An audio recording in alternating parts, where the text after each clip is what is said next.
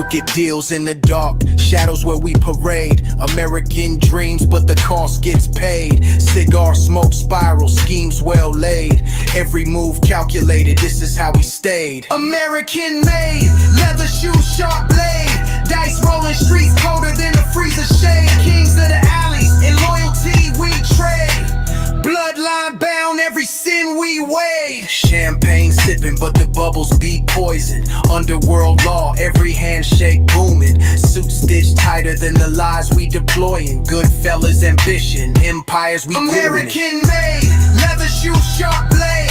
Dice rolling, streets colder than a freezer shade. Kings of the alleys, in loyalty we trade. Bloodline bound, every sin we weighed.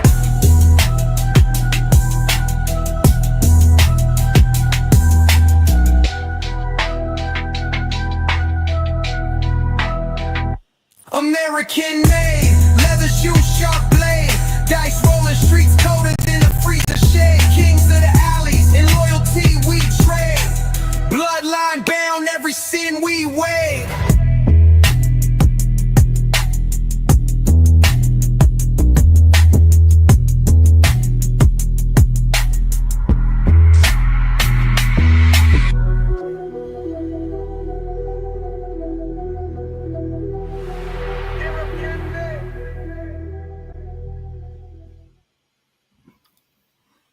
All right, we are live with Lewis Kasman on American Made. Lewis, how are you doing, man? All right, Jesse, how are you? Good to be back. Glad to have you back, man. Yeah. How's everything been going? All right. Yeah. Everything's, status quo, normal stuff. I hear you. How about you? Everything's been good, man. Looks like we've got about 40 people. I think people will slowly join us. Before we get going, man, I got to bring this up right here at the top, man, because I know people are going to be curious. Where have you been, man? We want to know where you've been at. I took a little bit of a break. I did a show for that Joe Barone with I think it was the Goodfellow podcast and maybe one others. Just took a break. Nothing. Had some family stuff going on, and so couldn't wait to get back. So just to take all the way to go, what happened, all the people that want all that juicy stuff that just didn't exist. But yeah, hey, listen, I hear you have a birthday coming up. I do, man. Tomorrow is my birthday, man. Oh, happy birthday, Jesse. I appreciate that, man. Yeah, happy birthday. Hope you have a good year, you and your family. Yeah, I hope so too, man. Yeah. And to your comment, to what you said, I'm glad to have you back to be doing this show again. Glad to have you back, beard and all, man. Yeah, I'm trying to grow that. I'm trying to get like Jesse. I want to get this beard growing. I hear you. It probably take me 20 years though, Jess. I hear you, man. Yeah, thank you. Well, like you said, man, I know you've been busy, and you were telling me about an interview that you have lined up with Fox News. Can you talk about that a little bit? Yeah, sure. Fox News had reached out about a month or two ago, and they're doing a, I guess you might call it a whole program on John Gotti Sr. and about his legacy, about how he started and who he was, and his sickness in jail, the level of incarceration that they imposed upon him. And they're exclusively invited me on a pre-record to be aired in a probably, I would say, in January sometime. So I'm gonna be on with one of their main anchors, and we're gonna talk about John Gotti and who and what, the lawyers, the players, and it should be an excellent show. Thank you for bringing it up. I appreciate that. Yeah, I'll be looking forward to that. I think it should be good, getting your perspective on all of that. I know a lot of it we've discussed here, but that'll be good to get it on a platform like that, from your perspective. Mm-hmm. Thank you. Yeah, it should be very good because the interviewer, the anchor, this guy Eric Sean, who I go back from the days of at the Bergen, and I used to do interviews with him on top of his those satellite trucks that they used to have back in those days. Mhm. And on all the July 4th parties, I'd be on top of the truck with him, sitting in one of those beach chairs and Yeah. narrating the July 4th. So yeah, so he had reached out. So it should be a really great show, and of course, their viewers that reaches, I guess, what would you say, millions of people? I don't know what their viewers are. Yeah, I would say so. So it should be kind of good. And hey, listen, you're invited if you want to join me. They said I could bring anybody I want. We might have to do that. Yeah. So. Well, we'll be looking forward to that. I've got a couple things wrote down I wanted to bring up, a couple topics to get into. Before we get there, though, let me welcome some people that are in the chat. Johnny Boy says he's going to make him a drink while he's watching tonight. Okay. Thomas, hello, gentlemen. Glad you're here. Scott, hey, guys. Yeah, he's a good guy, this Scott, Jess. He's always DMing me, and he's a good guy. Tony Gruesome says, let's get it on. Tom from Long Island. Yeah. What's up, Long Island? Edward says, without Lewis, he has nothing. Nah, it's not true. we both compliment each other. We have good vibe going. Yeah, I mean, you know, I haven't been just idling the hours away. I've been pretty busy myself on this channel, but yeah, we compliment each other, I think. Yeah. You had I watched that one interview you had. I believe it was Larry Mazza. Mm-hmm. Yeah, you listen, Jess. You always go all in. You do your homework. You don't have an agenda. You don't have hate in your heart like others. You don't make up stuff like others. Yeah. Well, I try to make it, about my guest, whether I'm talking to you or whoever. It's not, the story is not about me. I'm just as interested as anyone else. You always said that. You always said that to me. Johnny Boy says he had a few other guests in this genre. I've had a lot of guests in this genre. Exactly. Hey, listen, you're almost at 16,000. You look at your subscriber level. I've done some interviews on this channel that have never been on any other channels. Kevin Weeks, some other guys that have never done an interview on YouTube besides this channel. That was a good interview, by the way. Excellent.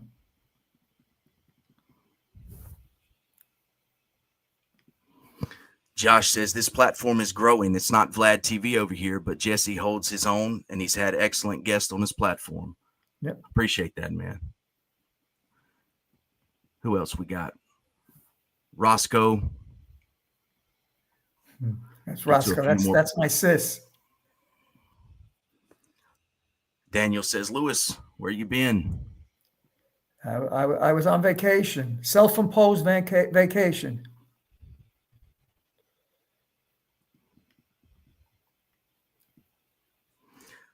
Tom from Long Island says, hey, Lewis.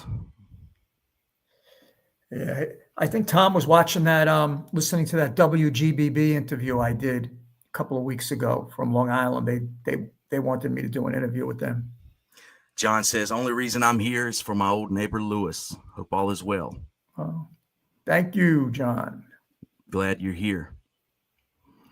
All right, Lewis. Well, I just wanted to welcome some people. Thank all of you for joining us. We've got about 75 people here. I wanted to ask you, Lewis, just a couple of weeks ago, somebody that John knew very well, somebody that you knew very well passed away, Bruce Cutler. Yeah. I wanted to talk to you about him, and I know you had a lot of interactions with him. I even looked back at some stuff where he was a college athlete, played football, lacrosse. At Brooklyn Poly Prep, Jess. Yeah, he was a star athlete there and a wrestler. Yeah, he I think they said he was only like 5'10", but he was just built, full of muscle. He was like a tank. Yeah. Yeah. You knew Bruce very well. When did he start representing John, and when did you meet Bruce Cutler? Okay. John originally was represented by Barry Slotnick. John used to call him Barry Slopnick.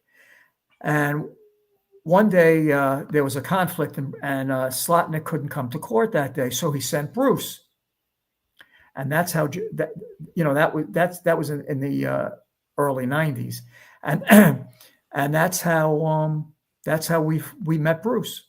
It was really by accident, and John took a liking to him, and John was never a big fan of Slotnick, so. He had Bruce quit, and we put him on the retainer. We started Bruce out at I think it was $8,500 a month I was giving him. And when I would go to the office, it was like a Halloween where you see those guys. You could just see he was drooling. He couldn't wait for me to come with that envelope, or I'd give him a check from the office. And that was a lot of money to Bruce. Yeah. And back in the, a lot of money, and so that's how we started with Bruce, and he was available 24/7 to the boss. Bruce wasn't married. In fact, he was really never married. I think he was married for a day, and so he wasn't. He had a couple issues, Bruce, some issues, getting along with people and stuff. So so he wasn't married. And it was a perfect situation because he was available, and and he was very respectful, and he was a good guy. He should rest in peace. He should rest in peace. The government went after him with a vengeance to destroy him. Yeah. He never cooperated, never did nothing on the down low like other attorneys. Down low, Jess, if you get what I mean. One lawyer took over $600,000 in cash from Puke Gravano. Never got indicted, never got investigated. And Gravano told on him. Government never went after him. Interesting. Crazy. Yeah, it is. Those envelopes you were giving him, were they for his attorney fees, or was that just his money to his allowance? It was basically his allowance. He was like he was on the payroll, because there were so many different cases and subpoenas and this and that. So so that was his. We used to call it his stipend. That was his stipend. Gotcha. And then when he was a good boy, he would leave. He would run all over town and leave tabs all over town. So then on Tuesday or Wednesday, whatever it was, all the restaurant owners would call me. And I would send one of the guys in my office to go to 3 or 4 different restaurants to pay his tabs. So finally, I just increased his stipend. I said, Bruce, it's a little embarrassing. You're a great guy. John loves you. Yeah. Just like pay as you go. Yeah. So, but he had a heart of gold. He just he was trying to find himself. So, but a real good man. Yeah, I thought it was interesting, looking into him, that he began his career as an assistant district attorney in Brooklyn, and then Correct. switched sides as a defense attorney. And I've heard you talk about before the way he would just destroy witnesses on the stand, in cross-examination. Yep. Were you ever in the courtroom to see that? Multiple times. And Gravano's, the Puke's biggest fear was being cross-examined or examined by Cutler. Yeah, I remember you saying that. Yeah, he would have ate him up. Oh my God, because Bruce was no bars hold. So Bruce would have wound up in jail or held in contempt because he would have exposed Nick Shabbat. He would have went after him on everything. Mm-hmm. So so that was Gravano's biggest fear. But yes, that's correct. Bruce started out as an assistant in Brooklyn, prosecutor, and a tough prosecutor. And his brother Richard is still a prosecutor in California for the EPA, Environmental Protection. Very nice guy. And Bruce's dad, Murray Cutler, was a detective with the NYPD, went back to law school and became an attorney. So it's very interesting. And Murray Cutler was a nice guy, an old time New York NYPD cop, from Yeah. years ago. He's deceased now as well, along with Bruce's mom. Mm. Nice people, nice family. But you said his Bruce's brother is still alive, and he's. I believe he's still alive, because I know after he is alive, because I spoke to Richard after Bruce passed, and Bruce was estranged from much of his family, and Bruce has a son that he had with a lady friend of his, so that lives in New York. Nice boy, nice young man. Yeah, Gotcha. And Bruce, he obtained 3 acquittals for John Gotti, which led to the whole Teflon Don thing and all that. You were behind the scenes during all of this with Bruce. You were meeting with him, paying him, and all that. Talk about during that period, during those trials and stuff. I know there were a lot of other things going on as well. Whether it be tampering with the juries or. We were paying him, we were feeding him, we were dressing him, clothing him, putting him to bed, waking him. It was a whole therapeutic package deal. Yeah. And Bruce was the orator. Bruce was the speaker. Then we had Jerry Shargell, the brains. We had Jeff Hoffman and John Pollock, but John didn't care too much for Pollock. I'm sorry, John didn't care too much for Hoffman, but he liked Pollock a little bit, not much. And we had him for some of the paperwork, but most of the brains was Jerry Shargell. He at the beginning, Jerry wasn't a great courtroom guy. Jerry was good for paper, and then Jerry grew into it, and he wound up. Jerry's also deceased. He died of, I believe it was Parkinson's or Alzheimer's at a young age. Jerry and his wife Terry, lovely lady, and Jerry. So he passed away. But Jerry was he was the brains. He was the brains behind the scene. But Jerry was never held in contempt. Jerry was never indicted. Jerry was never threatened or intimidated by Judge Glasser or by the Puke's friend Gleason. Never. They stayed hands off with Jerry Shargell. And I'll tell you a little bit about this and let that come up in the comments. Jerry Shargell, in his last years, I say the last 10 or 15 years of his career, now keep in mind, Judge Glasser graduated Brooklyn Law School. Mike Coiro graduated Brooklyn Law School, indicted, career destroyed. Jerry Shargell went on to be an adjunct professor. Guess where, Jess? Where's that? Brooklyn Law School. And guess who sponsored him? Judge Leo. Leo. So it's a small world. And, a lot of people are going to laugh when I say this. Could you imagine if John knew what we're talking about now? Just about because John was a stickler for things that we're talking about. Like, why would Jerry go get a job at Brooklyn Law School? How come they only attacked Bruce Cutler? You couldn't get nothing over on John. Sharper's attack. But you see, Bruce, when I would ask Bruce to do something, I would want Bruce to go on attorney visits. Even if there was nothing to talk about. But Bruce would bring food into him. He'd smuggle it in. You couldn't ask Shargell to do that. He wouldn't do it. You couldn't ask Hoffman and Pollock to do it. They would. Their mother died, their sister died, they'd fall over and play dead. Bruce would never say no. I mean, he didn't commit crimes. He didn't obstruct justice. So in the briefcase, instead of having legal papers, he had veal cutlets. Does that make him a bad person, Jess?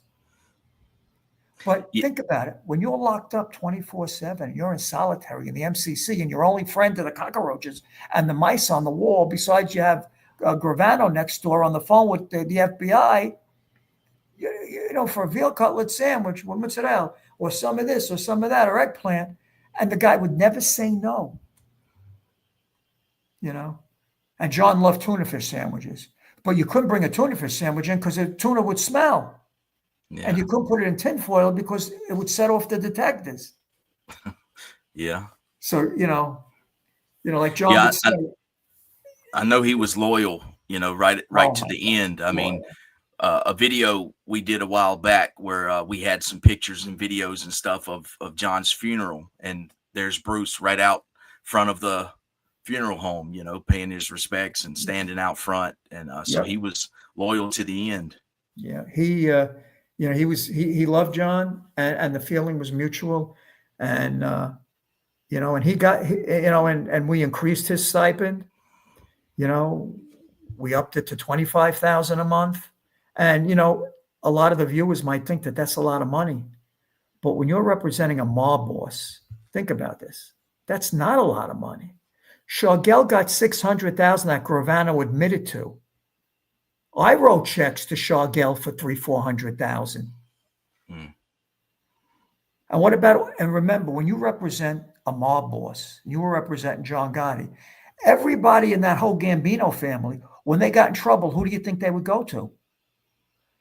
Cutler, more to Shawgell, because they knew Shawgell had the tenacity, the mental tenacity, the genius in him. Jerry was a genius. Yeah. And so they were getting all the residuals because everybody wanted to say back in those days, oh, you know who my lawyer is? I'm using John Gotti's lawyer. Yeah. So they got residuals, not as Bruce as much, because John didn't want him to get all that action. So we just compensated Bruce. I mean, you think about it, $25,000 a month since the time John was boss till basically, not till he died, but I would help him along the way, but not to $25,000 a month. So, it was a lot of money. And Bruce never owned a house, never owned a car. Bruce used to come to my house in the summer. He thought that was Southampton when he come to I said, Bruce, this is not Southampton. This is just Woodbury, Long Island. So he liked to come and come with Shauna. Shauna was his girlfriend. She was a photographer. Beautiful, beautiful woman. And he'd rent a car. He didn't have a car, Jess. So we used to have to go rent a car, or he called me up. I'd rent him the car. Of course, he'd have to be reimbursed, Jesse. Yeah, he wouldn't go in his pocket. I said, what do you want me to tell the boss on the weekends? But John didn't care, because John would, when he was at my house, John would call the house, talk to me, talk to Bruce, talk to Shauna, talk to my kids. That was John's way. He loved that, John. Yeah. Yeah. Well, obviously it was a two-way street with the loyalty and affection, with Bruce and John, as long as he represented him. But, like little things, Jesse, like John was an avid reader of the New York Times. And so I used to tell Bruce, put it in an envelope, a manila envelope, because, it's attorney-client privileged communication. Right. So John got the New York Times every day. And he loved the Sunday Times. He loved the magazine section. He enjoyed it. He was a reader. John was an avid reader. So one day, the deputy warden calls me at my office. He says, Lewis, could you do me a favor? The newspapers in Bruce's envelope. Please slow it down. He says, you're slowing up all the mail at the MCC. So, so John, of course, laughed. He says, you just keep him coming. Fuck him. So, yeah. So now that, Bruce is gone, he was 77. You mentioned, bringing in things to the prison, to the jail. Do you think that Bruce actually ever crossed that line the way he was accused, the way prosecutors accused him of doing? Did you ever see anything like that? Absolutely. Jesse, been around the guy for, I don't know how many, 100 years, let's say, for the conversation. Yeah. I never saw the guy commit a crime. I don't know if obviously any checks we gave him, that's reported income. Any cash we gave him, I don't know what his. I'm not his CPA. I don't know what he did. I know John and I didn't fill out a 1099 for him. Obviously the statute of limitations passed now. But you know what I'm saying? So Yeah. I can't speak to that. Did he fix jurors? No.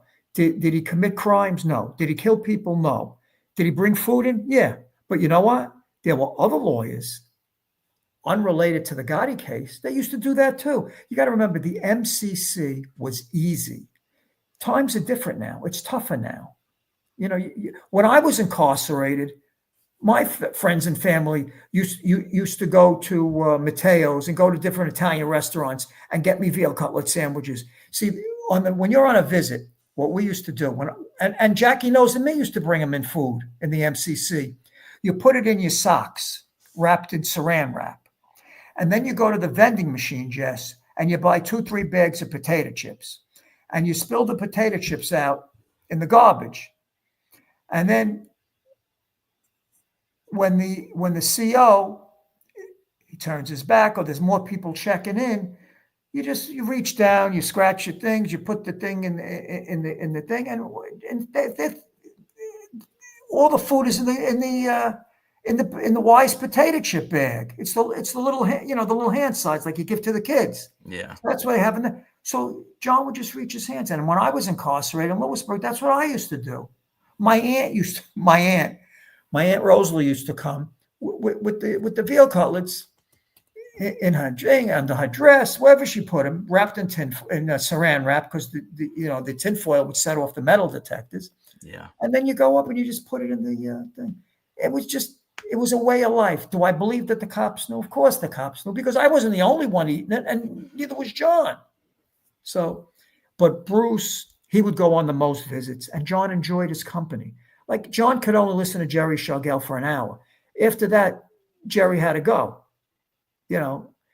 Bruce, they could talk about this football game and that football game. You watch the Yankees? Did you see the Mets? You couldn't converse with Jerry about that.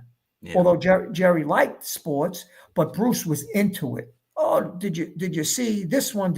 And he could get into it. Whereas, and that was what John liked. When John was Bruce, he didn't want to talk about this case and that case.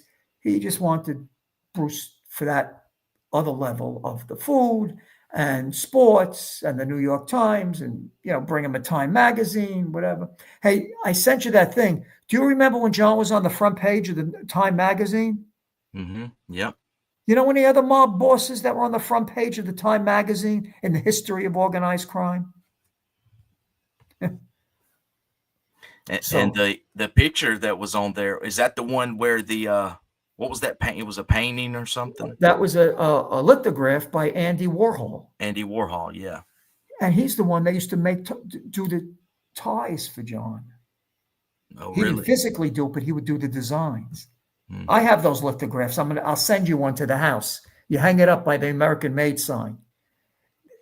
They were beautiful, and they're signed by him, by Andy Warhol. Yeah, Andy Warhol loved them. Yeah, he. Wow. I was listening to some of Whitney Houston's music today and yesterday. Not to get so dramatic or emotional. When Bruce passed away, it just brought me back to the whole Gotti, to John's funeral, and it brought me to a different time in my life. Almost brought me back in time, which I mourn. Like I always say to you when we have our late night talks, Jess, I mourn him every day, John. He had he was the most impactful person in my life, and to know him was to love him. You're crazy, this, that. Yeah, they didn't know him. Nobody knew him. I know him. Bruce knew him. Certain people, Bruce to a point, but he was a very unique man, and he was a legend. If you do look back at it, Jess, he was a legend in his own time. Definitely. Not in his own mind, in his own time. He was making history in his own time. Yeah. He Think definitely about was. Andy Warhol does a lithograph on John Gotti, a mob boss. Time magazine puts him on the front, a smack on their cover. It was one of their best-selling magazines. So, yeah, I think I heard that somewhere, that it was. I think even now, I think it's a really sought after, collectible magazine. Even now, and you look at all these people from back in the day. They all made their bones on John Gotti's name. Gleason. Did anybody know Judge Glasser? Yeah, everybody knew Judge Glasser. He was a tough judge, but nobody knew Judge Glasser until he had the Gotti case. Who knew John Gleason? He was a jerk-off, smart jerk-off, but who knew him? Nobody knew him. Hated by his colleagues and his peers. Now he's sat on the bench for 15 years, wrote a book. His whole life is John Gotti. It's all he talks about day and night. Yeah. I mean, yeah, okay, it's nice. It's prestigious. You're a federal judge. But there's plenty of federal judges. Ask Donald Trump. He hates them all. Plenty of federal judges. Yeah. But when you could be one of many. But Gleason became Glasser, all these people on Gotti's blood became an entity because of John J. Gotti. John Miller, News 4, went on to be NYPD head of counterintelligence, deputy police commissioner, worked for Bill Bratton, deputy chief in LA. All these guys. We used to buy John Miller his suits, his ties. He was a reporter for News 4. We were taking care of him too. We didn't have to. John would say he liked Hermes. John would make me go spend, back in those days, $2,000, $3,000. Go get Miller half a dozen ties. Hermes is an expensive store. Go to B. John, get a gift certificate for $10,000, for $5,000. That's what was going on. You could go on and on. Linda Stassi, a big gossip columnist. Cindy Adams, big in New York. You might have heard of her in the New York Post all the time. She's there for 100 years. I could go on and on. Barbara Walters used to call me at my house twice a week before she died, Barbara Walters, to interview him. I said, Barbara, you could call me 10 times a week. He's never giving you an interview. He doesn't do interviews. She flew out to Marion. I said, she called me. She said, well, I'm going to fly. Barbara, first of all, the airport you can only fit propeller planes. I said, you're too fancy for Marion, sweetheart. She went out there. He wouldn't see her. And he called me up. He motherfucking me. I said, John. So he never considered doing any type of interview with the media or anything. I used to tell him, why don't you just talk to her. Just do something on the phone with her. He says, don't ask me again. I won't call you no more. Yeah. Listen, Jesse, he died the way he wanted to die. And he always used to tell me, he says, Lewis, there's no good ending here. I'm going to die in jail. He didn't know he was going to get killed in jail, but he knew he was going to die in jail. Listen, Jesse, nobody lives forever, as we all know. Right. But he didn't, no human being dies the way he did. Love him or hate him, he was a human being. And to die of cancer the way he died on Tylenol. And then when they finally gave him treatment, Jesse, as I told you multiple times, the radiation, they burned his face, 2nd to 3rd degree burns, cut his tongue, cut his shoulder, cut his ribs, cut his pecs. They didn't miss a part. And I mean, listen to other people that got out of jail. Look, this former congressman that President Trump just pardoned, Santos. They had this poor guy in solitary confinement since he's in jail. All right, whatever he is, you take a guy. But from what I understand, he requested protective custody because he thought because of his sexuality, he would be assaulted in jail. But those cops, knew he wasn't going to get assaulted. But some of them are so demented, Jesse. They enjoy seeing this former U.S. congressman in solitary. You put a guy that never did a day in jail, and I never did a day. I never was in PC. I can't imagine what protective custody is like. Solitary 20. You're talking 24/7. Your food goes through the slot in the door. You know, this guy's doing interviews. He says there's nothing more corrupt than the Federal Bureau of Prisons. So, you know, and you talk to wise guys, talk to legitimate guys. I don't care who you talk to. No one has a good word to say about the BLP. No one. So, but yeah, this is what it was then.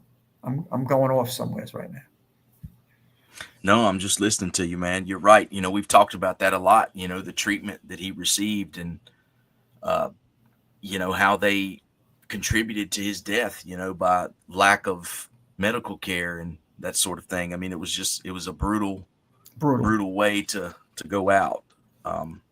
You know, Jess, I remember when John gets locked up, and as time went by, it's brutally cold, and the heat, as well as the air conditioning in the summer and the heat in the winter at the MCC at the time, most of the time it didn't work. When I say it didn't work, so if it was 20 degrees out, it was maybe 50, 60 degrees inside. Now, I remember I'd go on the visits. You'd never take your jacket off because you wouldn't want to put your jacket in a locker, because when you got your jacket back, roaches, mice, you have to shake your jacket out outside. The lockers, the whole place was infested. And they don't use exterminators. They tell you it's toxic. Well, what's more toxic than roaches and rats? I'm not talking, you know, I'm talking the four-legged rats. Some people are talking, you know, I'm not talking puke rats. Yeah. That's a two-legged rat. So, yeah, I call up Fat Bob. That was the guy that was the valet. He used to take care of the clothes for us.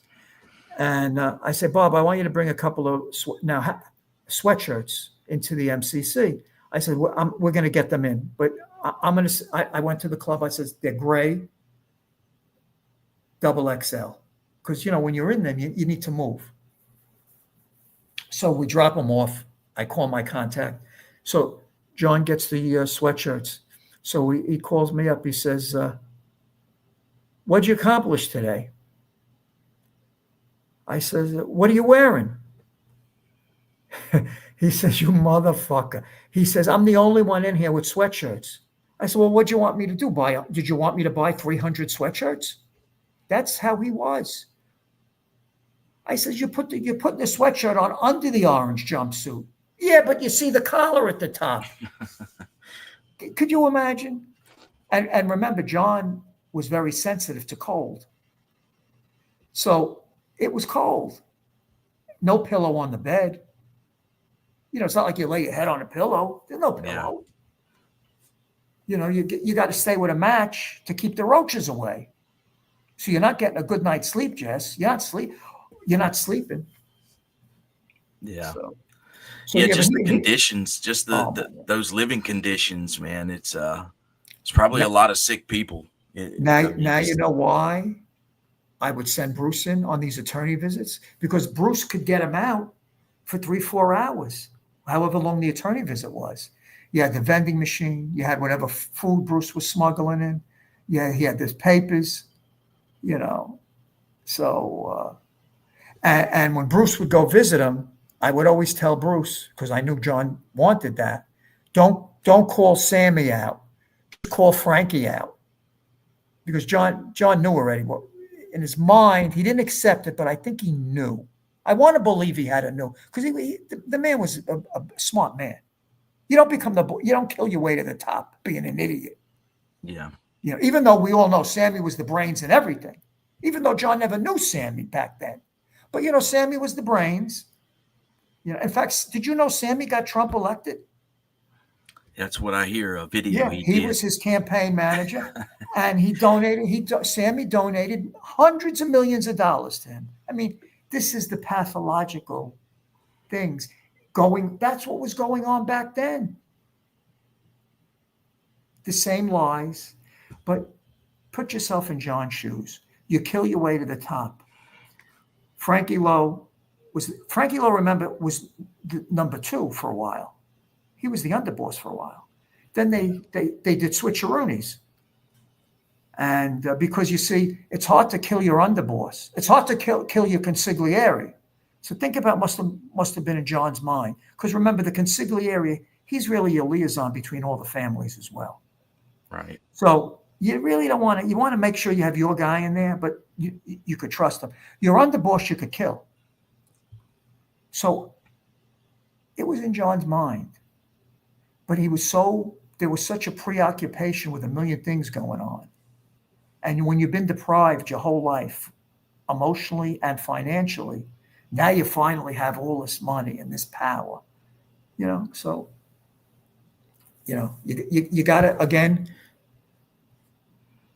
no one except me and maybe his son and a few people ever knew John's state of mind. I knew it. Junior knew it. Mrs. G knew it to an extent.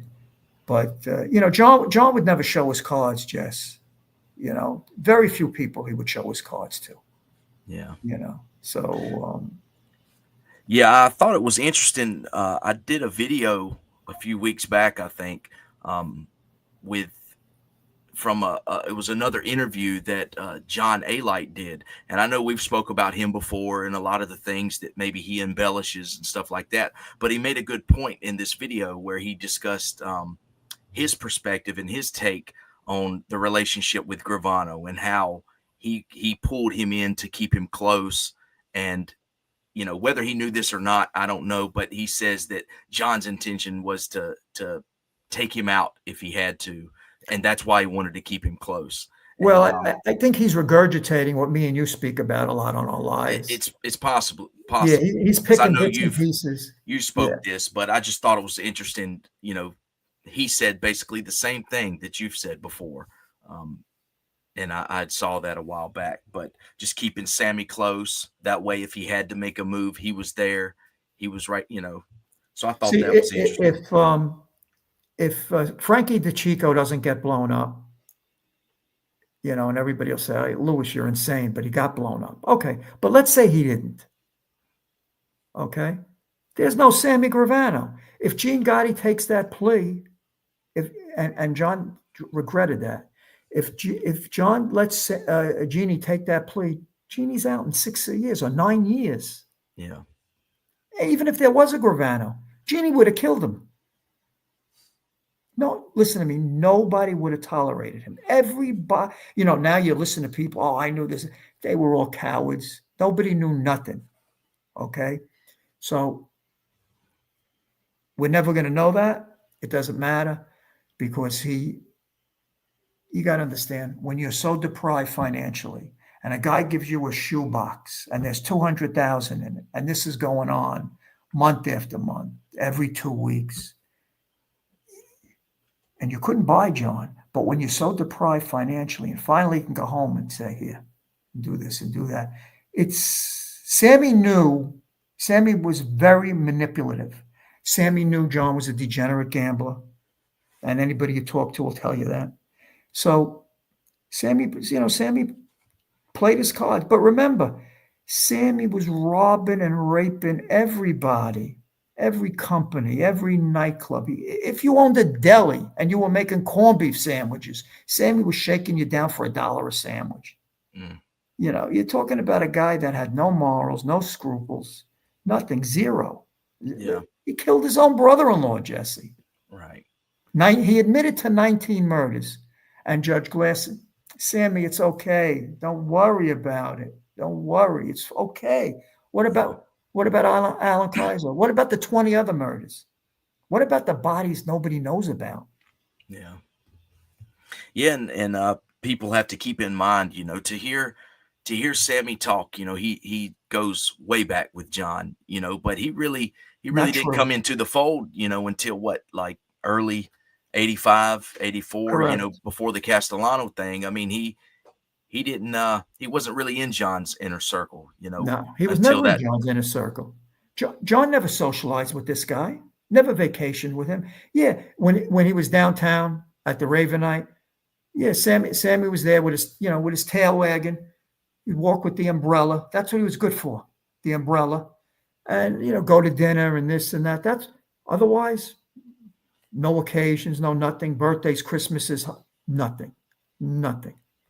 Never saw him around. Nor would John want them around. I told you the story with the Poconos, and he wanted to put a new kitchen in the house that John had up there. And Mrs. G answers the door and hollers out, "Johnny, the kitchen guy is here." It was so crazy. And listen to me, you don't think that we knew who he was. The kitchen guy was here.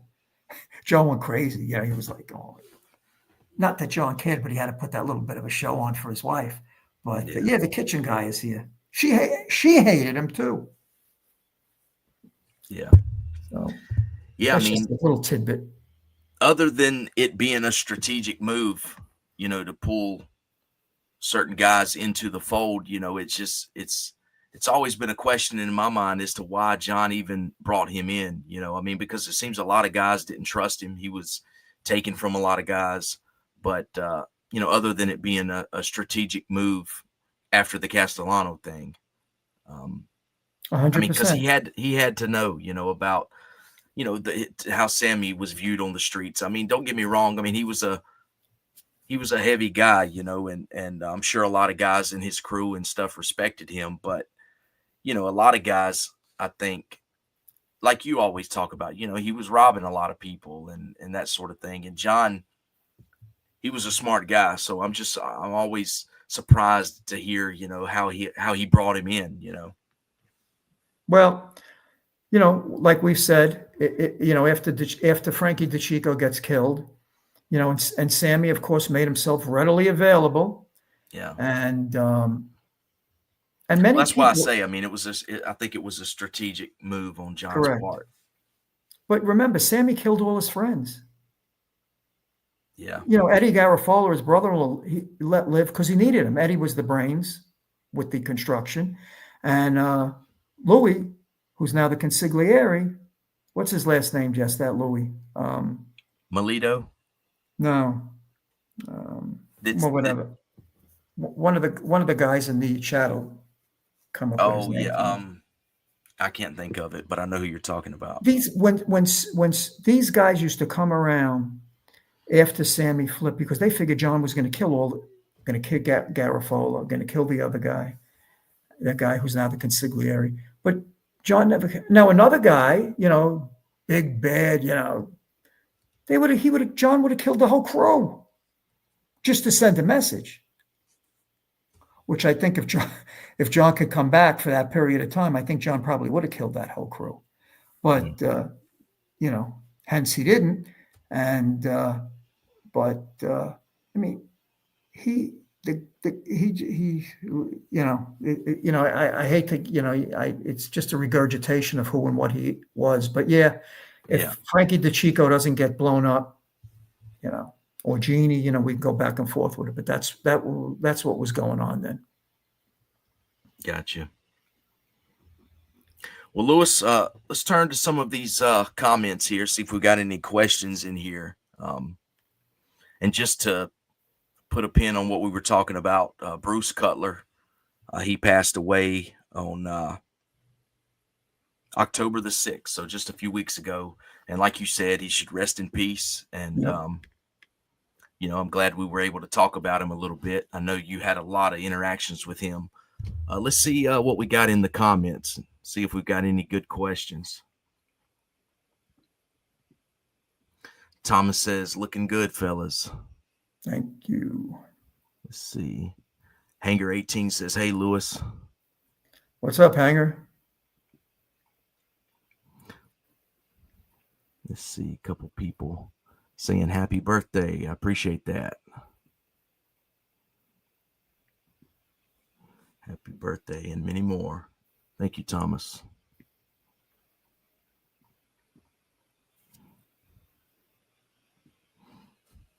It's up to you whether you want to get into this. Roscoe says, hey, Jesse, can you just ask him what's his problem with Tin Pail and JJ? He's clearly delusional. That's not our type or intention, so let that rat know. I don't know what that's about. Yeah, don't even does it. They're non-entities, two losers, two mutts. Rocco says, "Let's take Jesse out for beer. Happy birthday."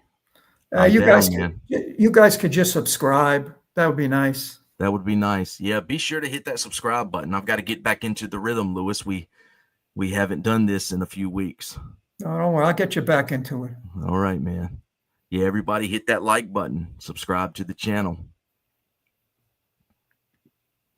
Hanger says, Eric Shawn has been a news guy for quite a while. You're right. He's been around a long time. He did the Hoffer series on Fox as well. Excellent. And he did an excellent job. Yep. Yeah, I'm looking forward to that thing you're doing, the documentary about John. You know, because we've seen a lot of documentaries about John Gotti, but with your perspective, you know, this is going to be this is going to blow away Netflix. Yeah, this is going to be one of the best ones around. Steven says, happy birthday, Jesse. I appreciate that. Daniel says, missed you, Lewis. Miss you too.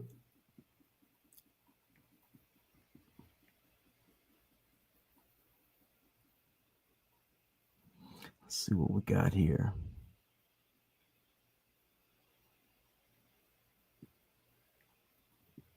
Roscoe says, you definitely have hate in your heart, Lewis. No, I have love in my heart. Thomas says, Lewis, did John have a piece of Hudson and McCoy in Freeport? Whatever I did, John had a piece of. Correct.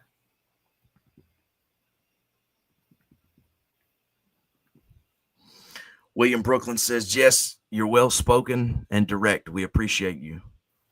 I appreciate that comment, man. That's why I always come with Jess on the lives now. Straight up.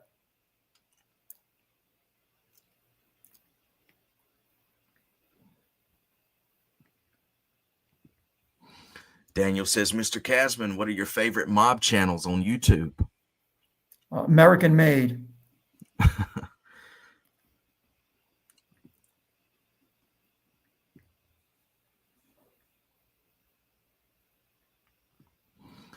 Rich Steele says, every time I hear the Cutler name, I think of the indictment getting tossed in the barrel. Classic. Very classic. And you had to be there to see that. You had to see the judge's reaction. I thought the judge was going to jump in the barrel. Mr. Cutler, I will hold you in contempt. And I'm sure John loved it. Oh, loved it. I had to give him an extra $5,000. That indictment cost us an extra $5,000 in the garbage pail. I remember Jackie No says, you're going to have to give him an extra $5 for that one. But like you said, John loved that stuff, you know, throwing the theatrics that you spoke about. That's why John loved Cutler. Because Bruce loved the theatrics, and you really didn't have to prompt Bruce. Bruce knew what the boss wanted, and Bruce loved doing it. Because then Bruce would walk out with his big barrel chest, going to the restaurant. Oh, Brucey, I saw you on TV.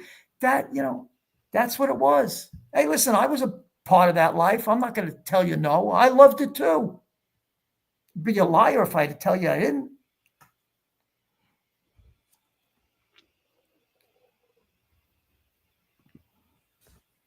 Thoughts on Ruggiano Jr.? I guess you got to ask his pusher. Ask his dealer. Lewis, would you ever sit down with Michael Franzese? Absolutely not. What am I going to talk about with Michael Franzese?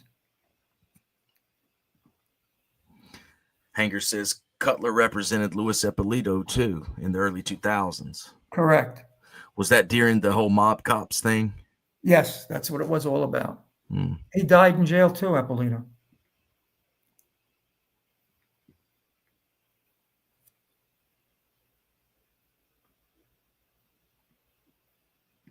Yes, Big Louis Valerio. That's who the. Oh yeah, that's who it was, right? Thank you, Michael Brando. Big Louis Valerio. Thank you.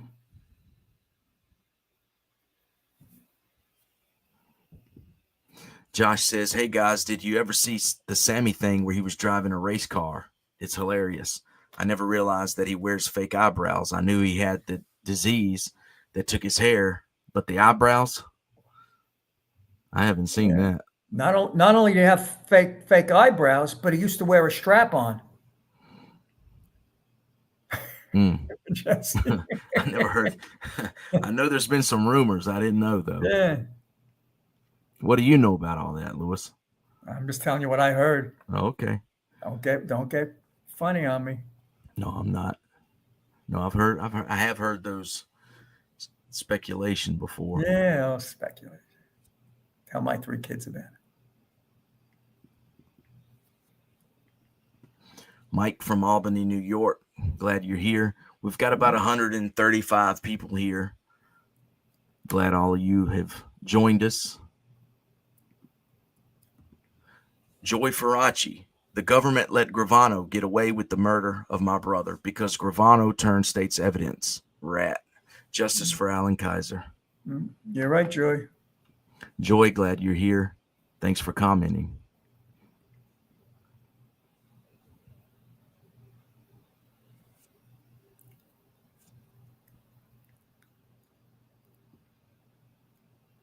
Hey, Jess, here. Oh, go ahead. I was just going to read Big Shot. He comments on a lot of videos. How's it going, Jesse and Mr. Kasman? What did Jess? Here's one. I see why John kept Kasman around. Dude's funny. Thank you. Where's it at, Lewis? It's 9:03 p.m. Lewis, what did my parents think of me hanging around with John Gotti? Everybody in my family benefited by my relationship with John Gotti, be it financially, be it in every way. They were an extension of his family. We were all an extension of him wherever we went, whatever we. Everybody knew. So yeah, my family, my in-laws, all the companies we had. I mean, we had over 15 companies, Jesse. You know, I mean, we were doing a lot of business, and that used to drive the Pew crazy. You know, I tell you the time when the Pew came up to me in the Ravenite, he says, "Oh, we got to get together and talk about the garment center." Yeah. And Tommy Gambino was standing right behind me. And I says, "Sam, you're talking to the wrong guy." He says, "What do you mean?" I says, "You got to talk to the boss about the garment center." So yeah, everybody benefited.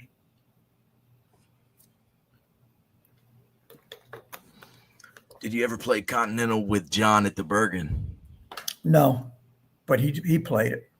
You know, Jesse, I told you, Cardinal O'Connor, who was head of the Archdiocese in New York at the time, he said to me multiple times, he said, "You know, Lewis, this cannot have a good ending." I said, "But Cardinal, I'm close to God. I got the Godfather and I got you." "Yeah, but," he says, "what's going to happen is the Godfather and me really can't help you." And he always used to say that to me. He used to say, but he used to call me Jew boy too. He used to say, "Don't you understand this can't have a great ending?"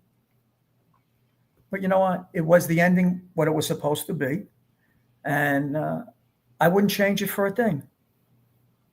Because all these haters out there wish they were me. Isn't that the crazy thing of the whole thing, Jess? All these haters, the angels, the juniors, the seniors, the mommies, the daddies, the cobwebs, they all wish I'm in their head. They're not in my head. You get that? No, I get it. I definitely get it.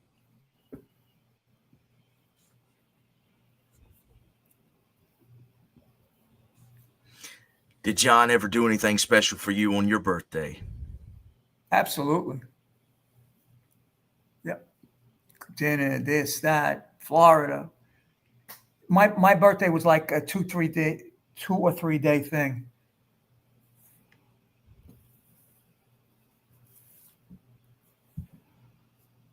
As was his.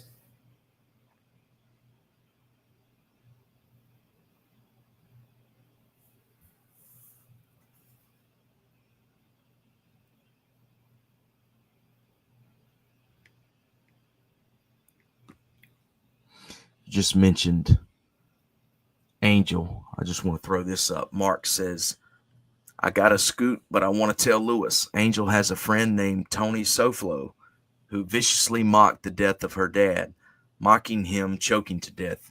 If you want to see it, let me know. Peace out. Yeah, send that to Mark. Send that to Jesse, if you can, on his at his email on the American Made Show channel.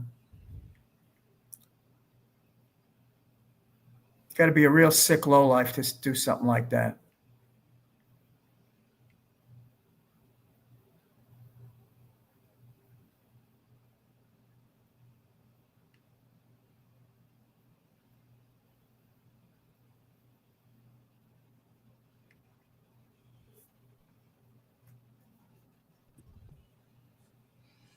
He never wore a live wire on Mrs. G. Remember, the Gottis went after Lewis after Senior died. If he didn't cooperate, he was doomed without Senior's protection. That's very true. And I believe I went into detail about that whole incident that took place with that. If you want me to regurgitate that again, put it in the chat, and Jesse will tick it off. Yeah, I think he was responding to someone who asked, why did you wear a wire? And then he was responding to him.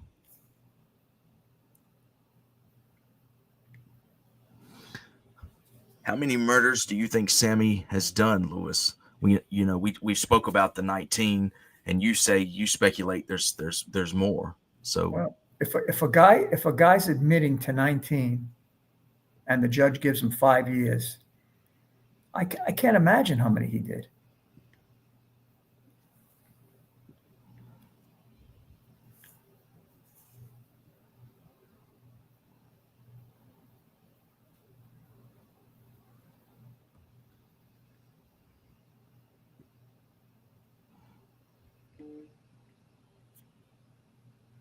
Hey, Jess, let's clear this thing up about Bruce, about thinking Bruce was a wise guy and all that. Let me just make a comment on that. Bruce never thought he was a wise guy. Did Bruce dress the way he thought the boss wanted him to dress? Yes. Did Bruce, when Bruce would go to dinner, he wasn't hanging out with wise guys. Yeah, wise guys, you got to understand, wise guys would come over to Bruce, hug him, shake his hand, give him a hug, kiss him. Why? Because they wanted it to get back to the boss. Buy him a drink, buy him a champagne, buy him a bottle of this. Bruce acted. If Bruce wasn't acting the way the boss wanted him to act, trust me, Bruce would have been checked immediately. And not checked by me or Jackie knows, checked by John.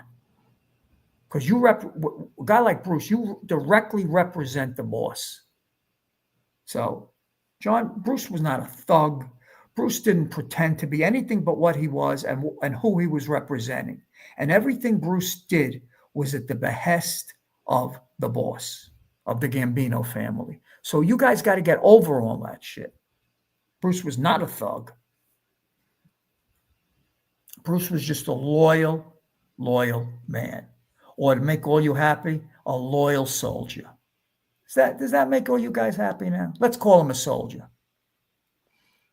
Yeah, I think a lot of people are just going off of what's been portrayed in the media because, in knowing we were going to speak about Bruce, I was looking into some, different videos and interviews and where he spoke, and that's been portrayed that, Bruce thought he was a gangster. He thought he was, in the mob and all that, And you know what? So it's good you can clarify all that. It's not true. And you know what? When Bruce went to the club with Jerry Shargell, they didn't go voluntarily.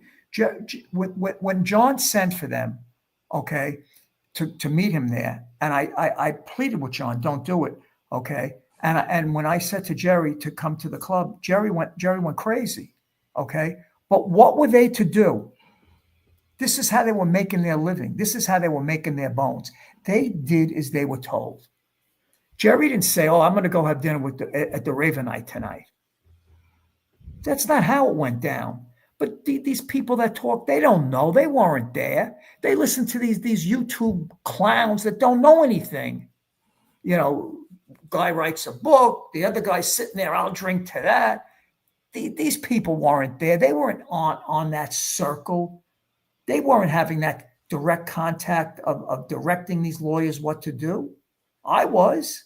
They weren't. These other people, these fakesters, these YouTube wannabes. That's not what went on. They did what they were told. You think they would come to the club voluntarily? No way. You didn't go to that club unless you were sent for, you were invited, or you knew you could go in there. So,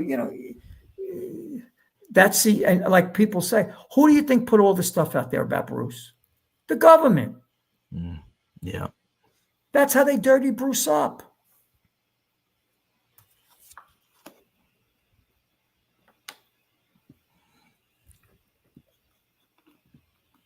Big Shot says, well said, Lewis. Thanks for clarifying.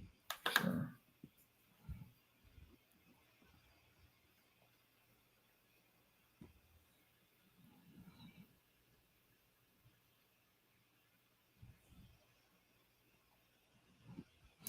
Well Known says, American Made, why do you let Kasman attack Angel Gotti on your panel?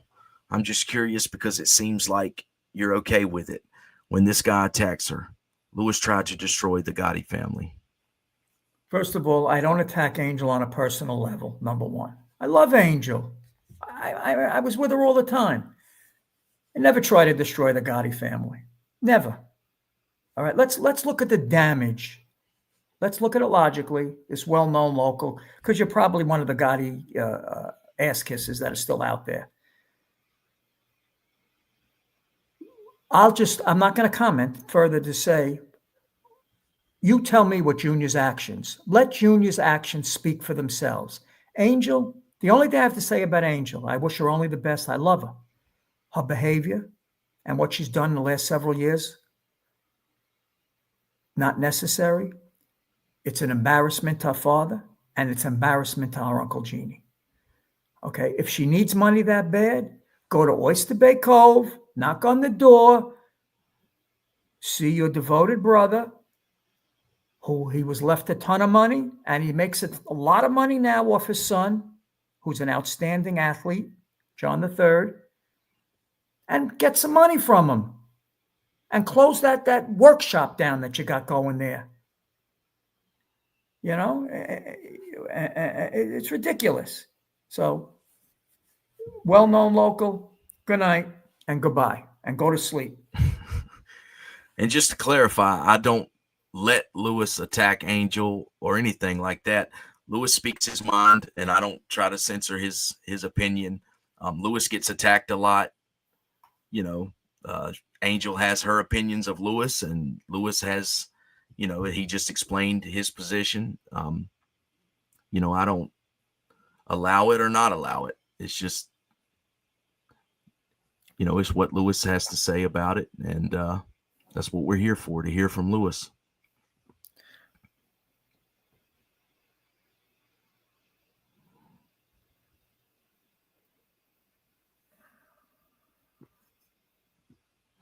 When was John's birthday, by the way, Lewis?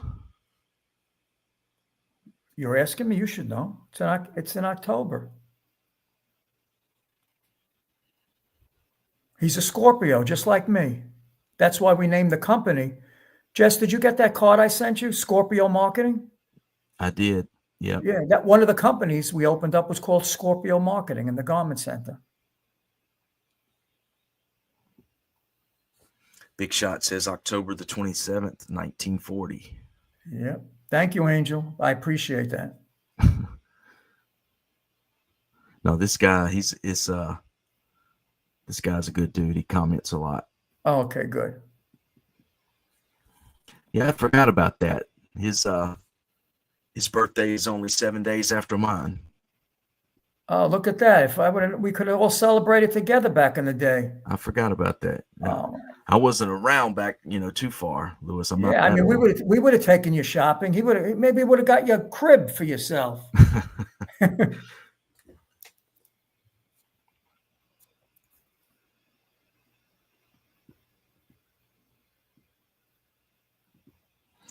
Jim, glad you made it, man. Another good guy. Comments on a lot of videos. Good guy.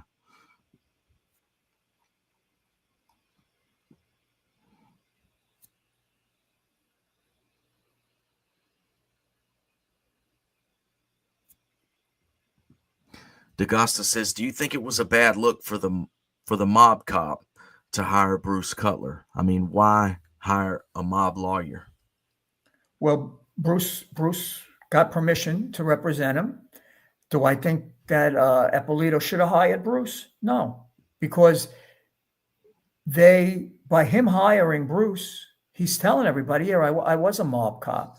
So it wasn't the best defense move, no. But I don't think he had to pay Bruce a lot of money. See, so again, different. Wasn't the right move for the defendant in that case, no.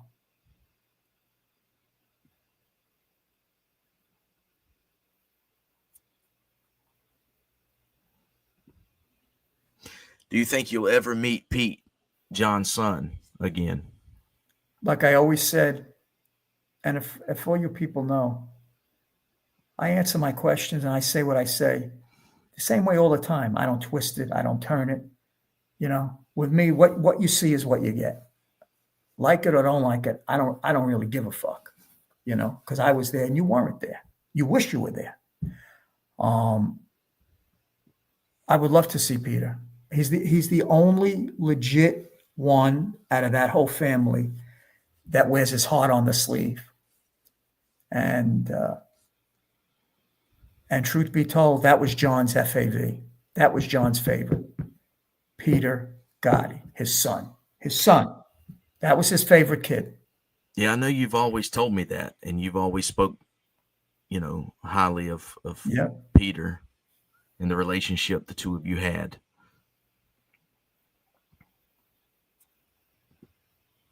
Josh says, as far as you and Angel, it's just brother and sister stuff. I know she really loves you, Lewis. Hey, Josh, she uses all these code names when she does her shows, but she's talking about me, and she does love me. Listen, what went on with me ripped the heart out of that family, and I get it. Between her brother and me and everything that went on and her father, it was, talk about family trauma and talk about everything. But her brother had the power. Junior had the power to keep everybody together. And Junior only gave a shit about himself and his greenbacks. That's it. My family. He does love his family, and he turned out to be a good father. Okay? But Junior's first love is money. Always was and always will be. And the proof is in the pudding. Just look at his actions. Don't believe me. Look at his actions. Go to Foxwood Casino a few weeks ago. You tell me what his first love is. In this corner is the grandson of John Gotti III.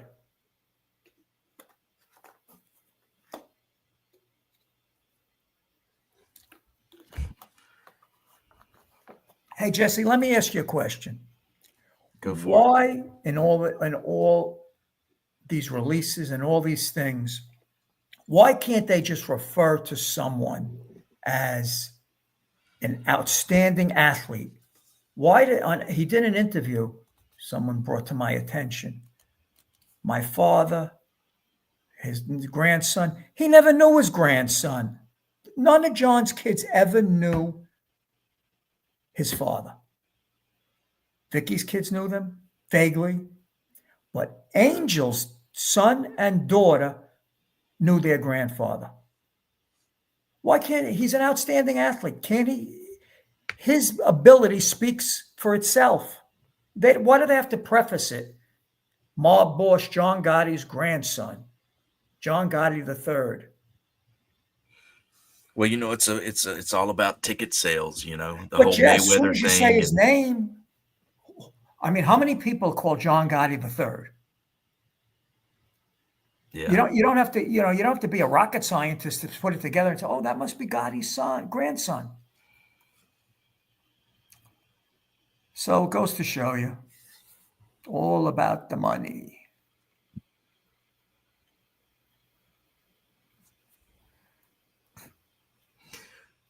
Do you ever visit John's grave, Lewis? I have, yes.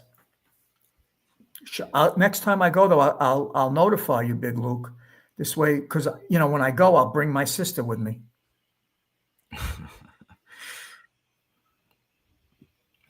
There's rumors that one of the Gotti grandsons was made by the Gambinos. I guess it's a rumor and highly doubtful.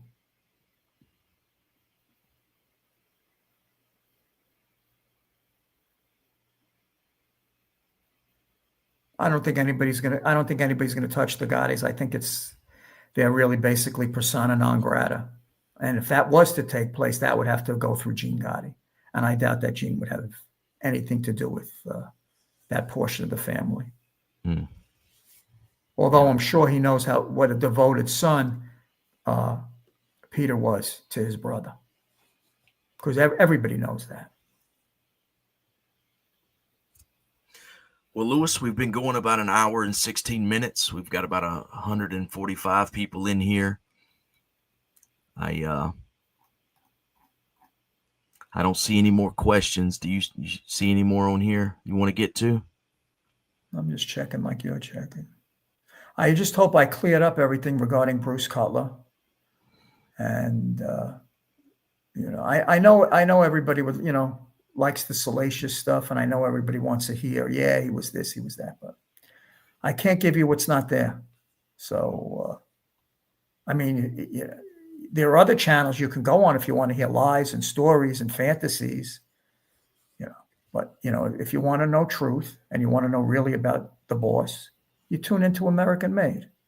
If you want to know bullshit, well, the channels where you go for the bullshit. All right, man. I think that's where we'll leave it, man. Lewis, I appreciate you coming back on the channel, doing this with me. I like the beard. I think it's I want to get it as long as yours, Jess. You just got to let it go, man. Jess, Hillbilly 1 and Hillbilly 2. Yeah, they're going to start calling you a hillbilly now. Yeah, see that? Listen, it's a pleasure to be back, and we're going to stay. And a happy and a healthy birthday to you in regards to your family. All right, man. Sounds good. All right. Till Thanks next again, Sunday, Lewis. have a blessed night. All right, man. All right, man. We'll talk. All right. All right, guys. Thank all of you for watching. Hopefully Lewis and I can get together next week and do this again. Thank all of you for commenting, even the ones that disagree or, are critical of Lewis. I appreciate all of you. Be sure to hit that like button, subscribe to the channel, and keep following American Made. I appreciate it.